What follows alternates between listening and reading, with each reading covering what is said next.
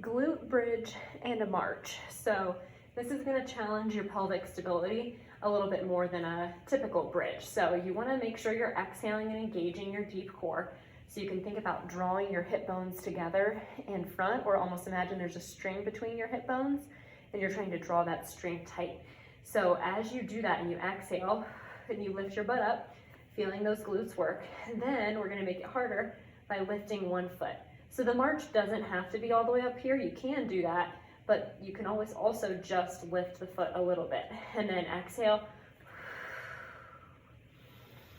Make sure you're breathing. Lift that foot.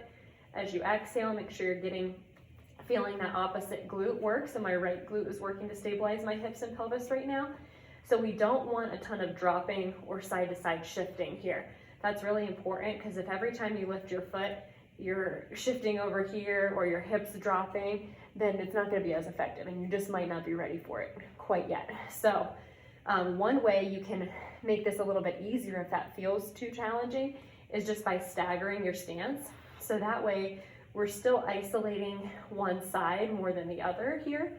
So my left foot's back, so I'm isolating my left glute a little bit more, but it's not quite as challenging as the march. So that's an option if needed to work your way up to the glute bridge and march. And then also if you feel like you need a little bit more core stability as you march, option to exhale and press opposite hand into the opposite knee.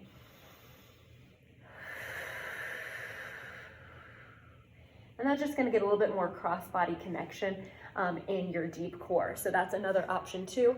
There should not be any pain with this. Sometimes people will experience pain in the pubic bone or in the SI joint low back. If you do experience any of that, please stop and let me know so that we can troubleshoot and figure out why that's happening, because you shouldn't be feeling any pain with this.